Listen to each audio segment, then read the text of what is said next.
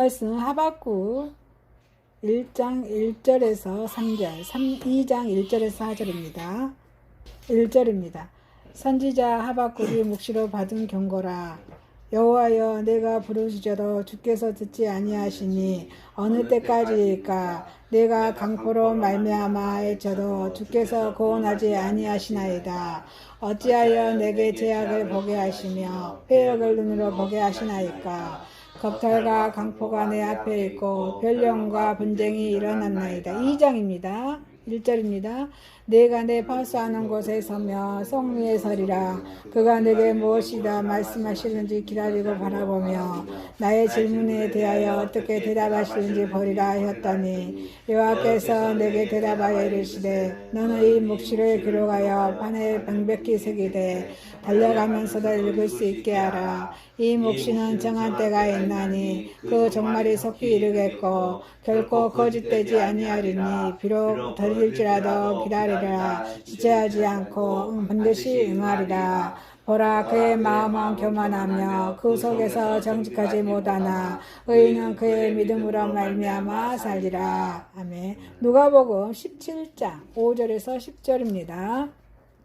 5절입니다. 사도들이 주께 여짜오되 우리에게 믿음을 더하소서 하니 주께서 이르시되 너희에게 겨자씨 하나만한 믿음이 있었더라며 이 뽕나무더러 뿌리가 뽑혀 바다에 심기어라 하였을 것이요 그것이 너희에게 순종하였으리라. 너희 중 누구에게 밭을 갈거나 양을 치거나 하는 종이 있어 밭에서 돌아오며 그들을 와 앉아서 먹으랴 말할 자가 있느냐? 도리어 그들은 내 먹을 것을 준비하고 띠를 띠고 내가 먹고 마시는 동안에 수정 들고 너는 그 후에 먹고 마시라 하지 않겠느냐? 명한 대로 하였다고 종에게 감사하게 되냐? 이와 같이 너희도 명령받은 것을 다 행한 후에 이르기를 우리는 무익한 종이라. 우리가 하여야 할 일을 할 것뿐이라 할지니라. 아멘. 디모데후서 1장 3절에서 12절입니다.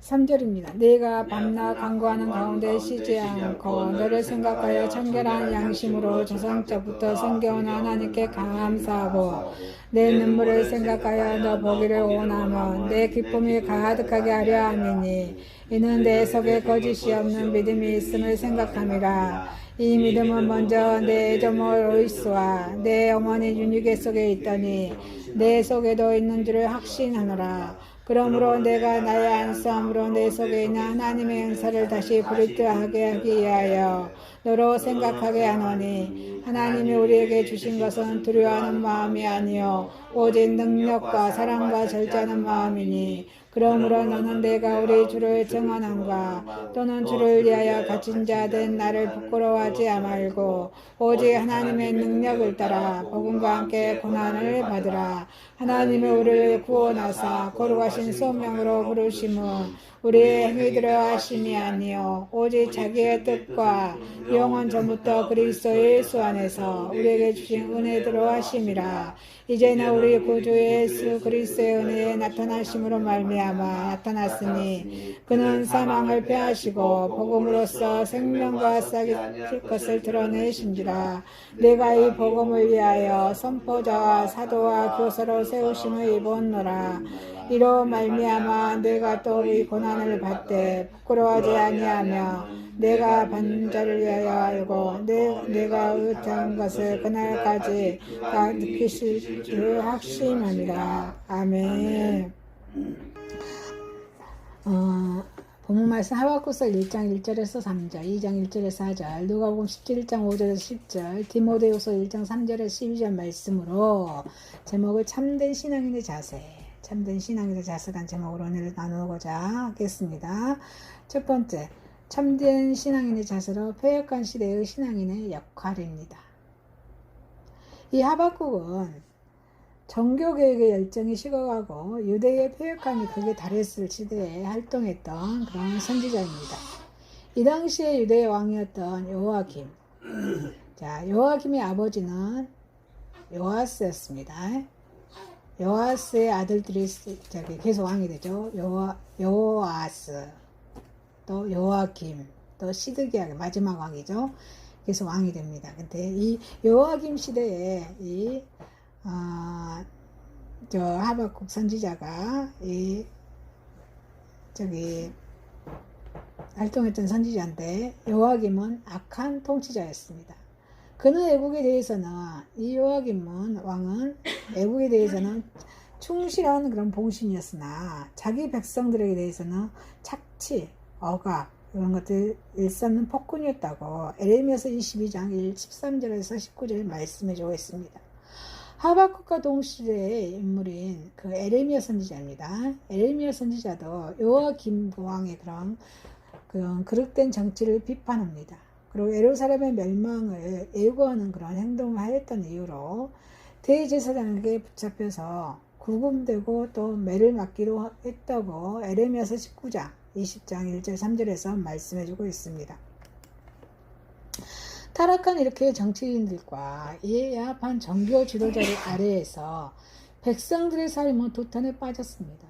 이 하나님은 당신의 백성을 버리셨는지 하박국은 본문에서 하나님께 항변하고 있다고 3, 4절에 말씀하십니다. 참된 신앙인의 자세로 폐역한 신앙인의 시대의 신앙인의 역할입니다.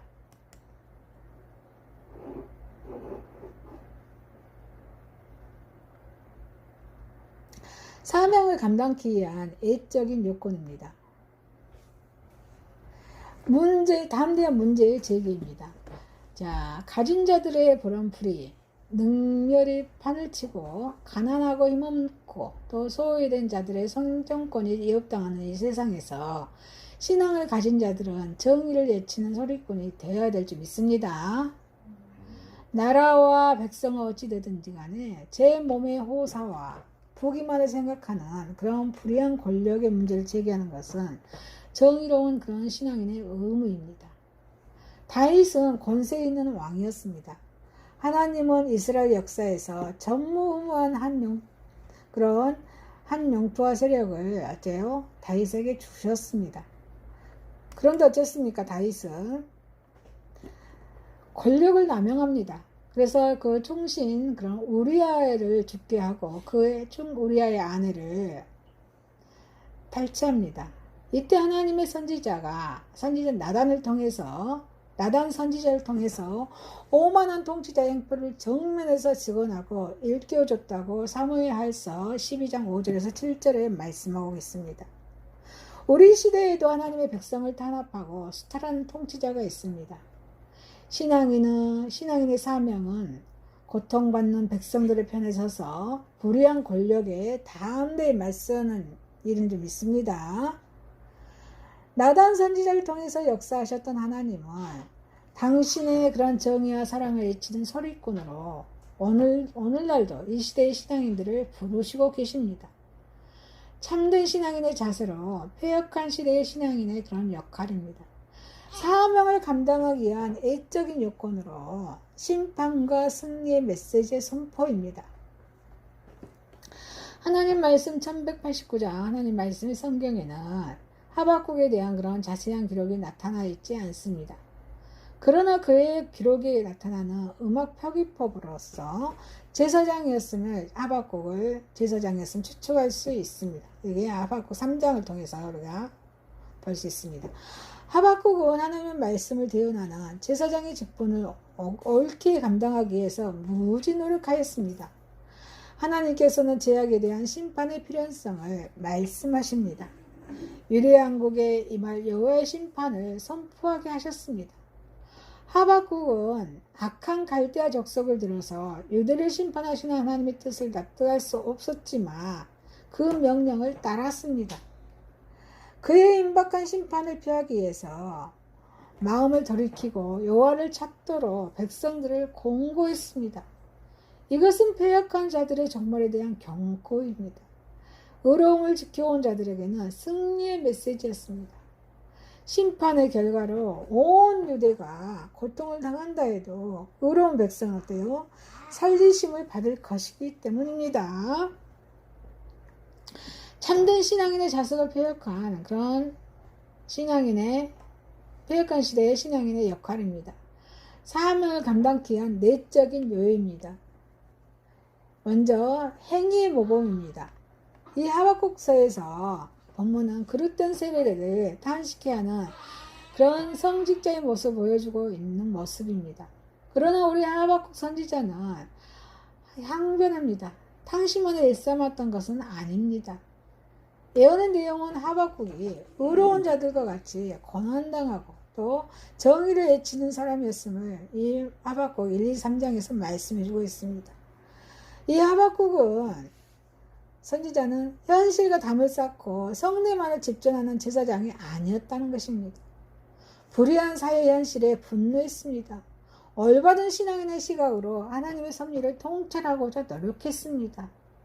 이 하박국의 선지자의 항변은 그러한 과정에서 나타난 것입니다.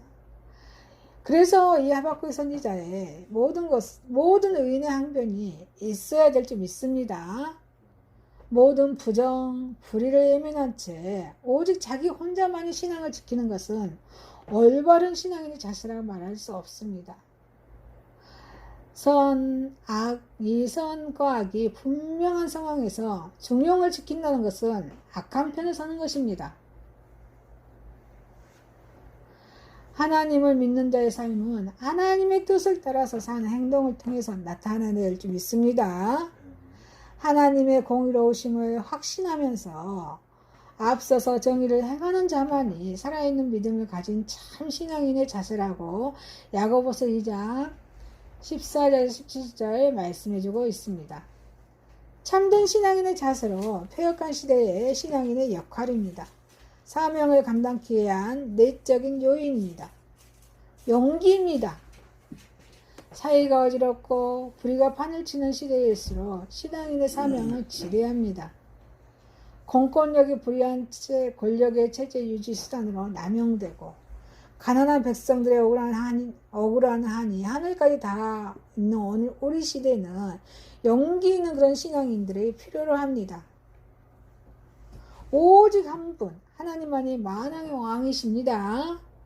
이 하나님 한 분만을 믿고 불의, 억압에 맞서서 하나님의 그런 정의를 외치는 신앙인이 필요한 것인 줄 믿습니다. 이 시대에 살아가는 신앙인의 우리 사명은 하나님의 뜻이 하늘에서 이룬 것 같이 땅에서도 이루어지도록 선한 싸움에 동참하는 것입니다. 행위를 통해 믿음을 보이는 자만이 의로움으로 인정받을 수 있기 때문입니다. 신앙인은 싸움꾼입니다. 세상의 악한 세력과 싸워야 될 줄 믿습니다. 때로는 사회적인 부정부패, 이 부정부패와도 싸워야 합니다. 구조적인 모순과도 싸워야 합니다. 내가 처한 이웃들의 그런 부정에 대해서도 싸워야 합니다. 민중에 대한 경제적인 그런 수탈이나 정치적인 억압과도 싸워야 합니다. 그러나 그러기 위해서는 먼저 우리 자신이 하나님과 사람 앞에서 흠이 없는 자라야 합니다. 아니십니까? 사랑하는 성도 여러분, 참된 신앙인의 자세로 폐역한 시대의 신앙인의 역할입니다. 참된 신앙인의 자세로 폐역한 시대의 신앙인으로서 행위의 모범과 용기를 갖는 저와 여러분 되시기를 소망합니다. 두 번째입니다. 참된 신앙인의 자세입니다. 이 본문에서도 주님께서는 그 당시 종들의 생활상을 비유로 해서 지자들에게 신앙의 참된 자세를 교훈하여 주신 그런 내용입니다.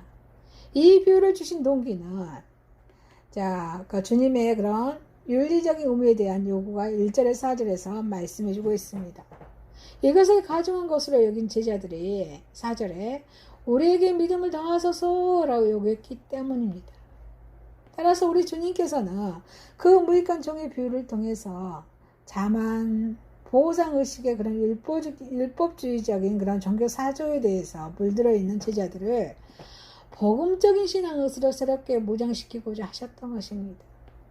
우리들의 신앙생활에 이만하면 됐다라는 의식처럼 큰 위험은 없을 것입니다.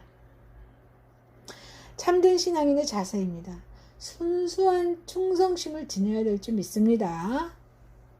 7절에 주님께서는 밭을 가거나 양을 치거나 하는 종, 이런 밭을 가거나 양을 치는 종의 그런 예를 들어서 하나님과 성도의 관계를 주인과 종의 관계로 같은 성격임을 인식시켰습니다.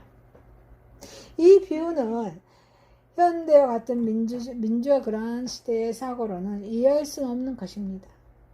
당시 고대 사회에는 보편적인 상황이었습니다. 주님께서는 그와 같은 봉건적인 구조를 옹호하신 것이 아닙니다. 신앙의 원리를 강조하시고자 하셨음을 먼저 이해해야 될 점 있습니다. 이 당시의 종은 주인에게 아무것도 요구할 권리가 있었어요? 없었습니다. 종에게 필요한 것은 단지 주인의 요구에 대해서 절대적인 순종뿐이었습니다. 그것이 종의 본질적인 삶의 이치였습니다. 이때 제자들은 아마도 끊임없이 봉사와 희생만을 요구하시는 주님의 그런 교훈, 1절에서 4절 말씀이죠. 그런 주님의 교훈에 불만을 품었을는지는 모릅니다. 그것은 율법을 행하는 것과는 비교할 수 없는 희생과 인내를 필요로 했기 때문입니다. 그래서 그것은 우리로서는 불가능한 일입니다. 그리고 불공평합니다. 그러니 7절에 믿음을 더하사 행할 수 있는 능력과 합당한 보상을 달라고 했던 것입니다. 우리도 때로는 그와 같은 하나님께 어때요? 불평할 때 있어요? 없어요? 있어요. 왜 우리만 희생해야 합니까? 언제까지 보상도 없는 길을 가야만 하는지 따져보고 싶기도 합니다. 저도 마찬가지입니다. 그러나 참된 신앙이란 아무런 보상이 없더라도 하나님과 그 뜻을 끝까지 사랑하는데 그 참된 의의가 있을 것입니다. 우리 선교도 마찬가지입니다. 인내입니다. 이 선교는 인내예요.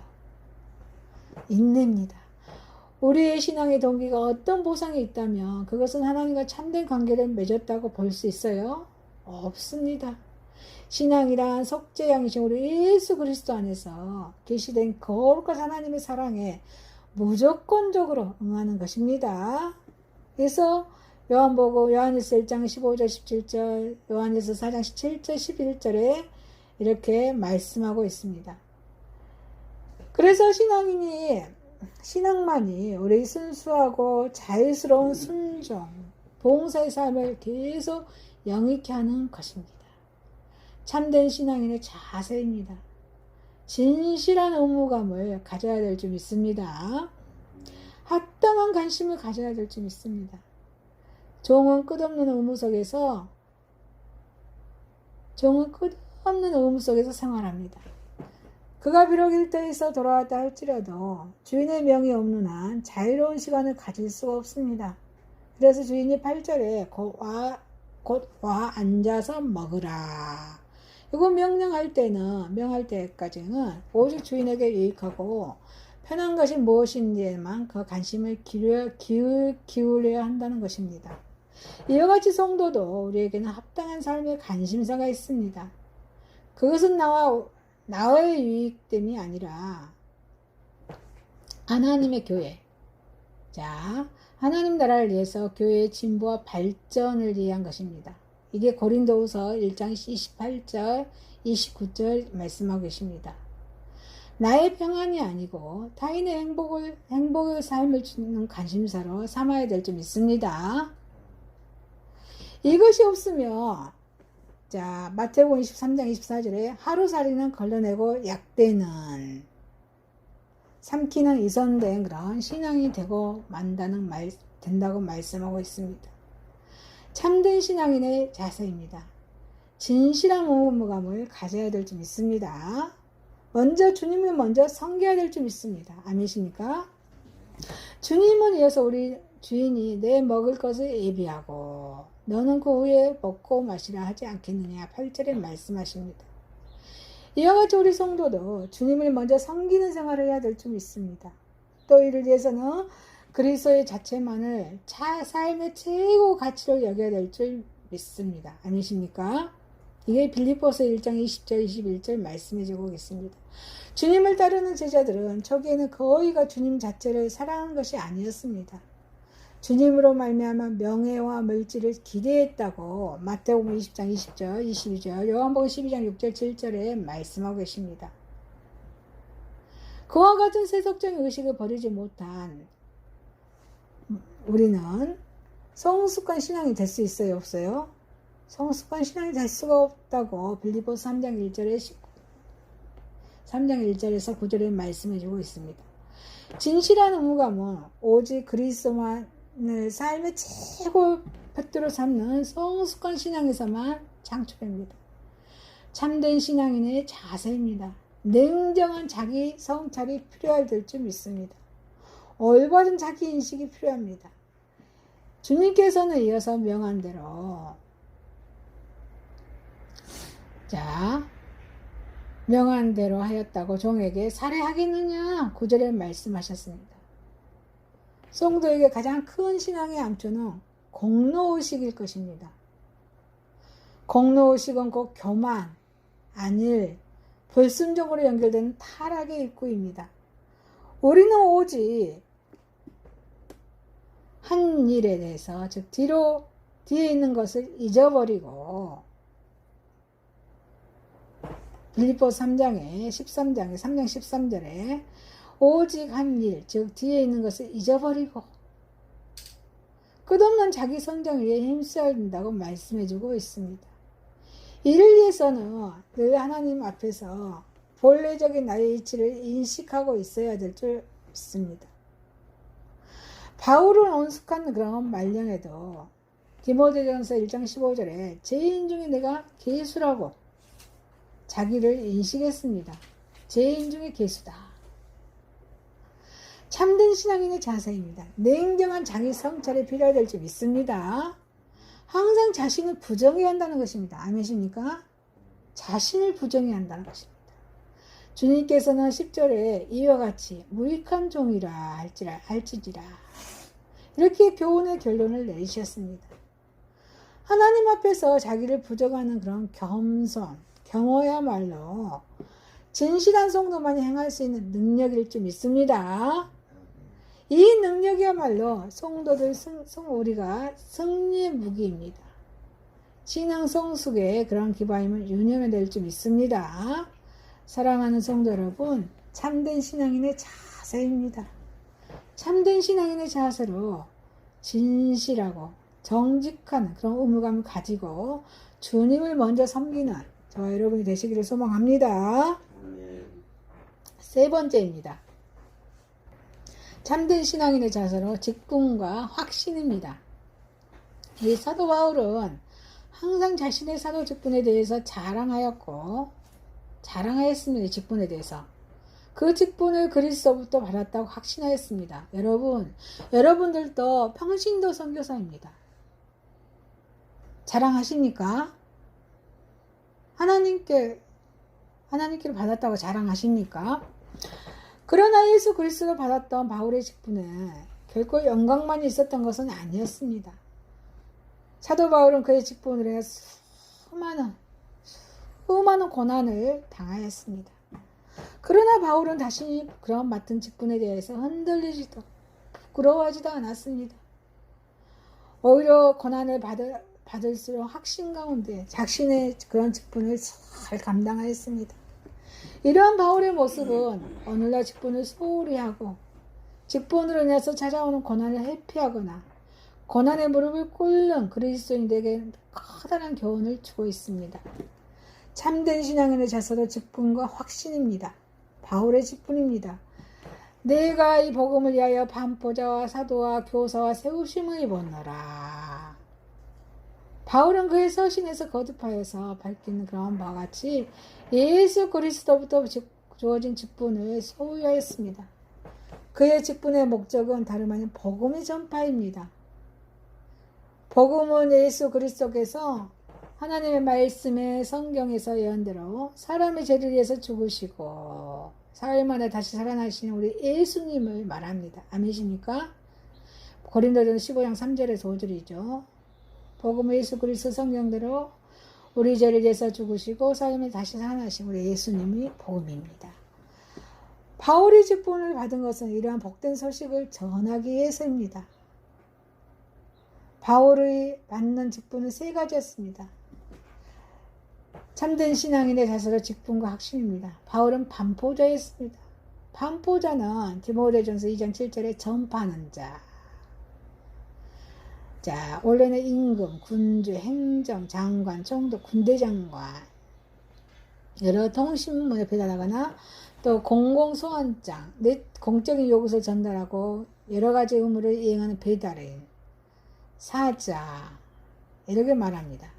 여기서 말하는 반포자는 하나님에서 오신 하나님의 말씀을 선포하는 사람입니다. 복음을 전파하는 사람은 자신의 사상이나 견해를 이야기하지 않습니다. 우리는 누구만 자랑해야 돼요? 예수님만 자랑해야 될 줄 믿습니다. 예소리가 태어났잖아요. 저 예소리 자랑하고 싶습니다. 그러면 선교사로서 자랑하면 안 된다는 것입니다. 예수님만을 자랑해야 될 줄 믿습니다.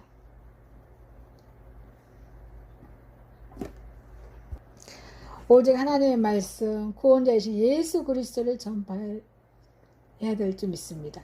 그리스도인들은 반포자로서 예수 그리스도를 전해야 합니다. 자기의 견해나 어떤 사람도 전해서도 안 된다는 것입니다. 참된 신앙인의 자세로 직분과 확신입니다. 바울은 사도였습니다. 사도는 임무, 사명을 띠고 파송된 사람을 말합니다. 바울은 이와 같이 파송된 사람이었습니다. 이 바울은 예수 그리스도의 선택하심과 명령에 의해서 파송받은 자로서 오직 보내심 우리 예수 그리스도의 명령에 따라서 행동하였습니다. 그런데 파송을 받은 자는 바울뿐만이 아닙니다. 바로 저와 여러분도 복음을 위해서 세상에 보내짐을 받은 사자인 것을 확신하시기 바랍니다. 우리도 바울과 마찬가지로 복음을 말하고 예수 그리스도를 전해야 될 줄 믿습니다. 아멘. 참된 신앙인의 자세는 직분과 확신입니다. 바울은 교사였습니다. 바울은 스스로에 관하여 말하기를 이방인에게 참 믿음을 가르치고 스승이라고 말하였다고 디모데전서 2장 7절에 말씀해주고 있습니다. 스스로가 자신에 관하여 말한 바와 같이 그는 구원과 하나님의 그런 영광에 관해서 가르쳤습니다. 그리고 권면하였습니다. 그건 믿고 순종케 하는 직분을 갖고 있었습니다. 이 바울의 태도는 항상 가르치는 자였습니다. 그래서 본분을 다했고 친히 행동으로 나타내 보였습니다. 그래서 가르치는 자로서 모범을 보였습니다. 그처럼 언제든 우리 저와 여러분들도 하나님의 말씀으로 사람들을 가르쳐야 하는 직분을 맡은 자들이라는 것을 확신하시기 바랍니다. 참된 신앙인의 자세로 직분과 확신입니다. 바울은 확신하였습니다. 바울은 자신이 맡은 직분들을 인해서 수많은 고난을 당했습니다. 그러나 이런 고난 가운데서도 바울은 그 직분을 부끄러워하지 않았습니다. 그는 확신이 있었기 때문에 부끄러워하지 않았습니다. 그 바울이 확신한 것은 하나님에 대해서 확신했습니다. 나의 의리한 자를 내가 알고 의리한 자는 믿는 자 우리 예수 그리스도 예수 안에서 우리 구주 예수 안에서 자신을 계시하신 그런 하나님을 의미한다고 디모데후서 1장 10절에 말씀해주고 있습니다. 바울은 수많은 그런 고난과 어려움 속에서도 하나님에 대한 그런 무한한 그 하나님의 능력과 그 하나님의 크신 사랑과 그런 절대적인 신실성에 대해서 변함없이 확신했습니다. 이러한 하나님에 대한 확신은 그러하여고 어려운 가운데 환난 가운데서도 직분을 감당할 수 있게 하는 그런 원동력이 되었던 것입니다. 바울과 마찬가지로 오늘날 우리 저와 여러분들도 직분을 잘 감당할 수 있는 가장 근본적인 원동력은 오직 하나님의 무한하신 그런 능력과 그 하나님의 크신 사랑과 그리고 하나님의 그런 변함없는 신실성에 대한 그런 신뢰와 믿음뿐입니다. 따라서 우리 그리스도인들은 오직 하나님 안에 신뢰해야 될 줄 믿습니다. 참된 신앙인의 자세로서 직분과 확신입니다. 의탁한 것을 지킬 것이라는 그런 확신입니다. 나의 의탁한 것을 그날까지 저가 능히 지키실 줄 확신함이라. 의탁한 것을 지키실 것이라는 확신입니다. 나의 의탁한 것을 그날까지 저가 능히 지키실 줄 확신합니다. 여기서 의탁한 것은 자 하나는 내가 주께 맡기는 것 구원을 말하는 것입니다. 또 하나는 주께서 내게 의탁한 것으로 복음 전파의 사명을 말합니다. 이 바울은 고난 가운데서도 주님께서 재림하실 때 자신의 구원과 더불어서 복음, 그런 고난 가운데서도 주님께서 재림하실 때 자기 자신의 구원과 복음 전파의 사명을 완성하실 것이라는 그런 확신이 있었던 것입니다. 그러기서 바울은 자신의 직분은 물론 직분을 주신 우리 예수 그리스도를 부끄러워하지 않았던 것입니다. 그 직분은 어떠한 환란이 닥쳐도 그리스도를 원망하지 않았습니다. 사랑하는 성도 여러분, 참된 신앙인의 자세로 직분과 확신입니다. 참된 신앙인의 자세로 직분과 확신으로 예수 그리스도만을 전하고 하나님에 대한 확신을 갖는 저와 여러분이 되시기를 소망합니다. 참된 신앙인의 자세로 패역한 시대의 신앙인의 역할입니다. 참된 신앙인의 자세로 패역한 시대의 신앙인의 역할입니다. 참된 신앙인의 자세입니다. 참된 신앙인의 자세 직분과 확신이었습니다. 기도드립니다. 전능하신 하나님 아버지, 참된 신앙인의 자세로 패역한 시대의 신앙인으로서 행위와 모범의 용기를 갖게 하옵소서. 참된 신앙인의 자세로 진실한 호감을 가지고 주님을 먼저 섬기게 하옵소서. 참된 신앙인의 자세로 직분과 확신으로 예수님만을 전하고 우리 하나님에 대한 확신을 갖게 하옵소서. 예수님의 이름으로 기도합니다. 아멘.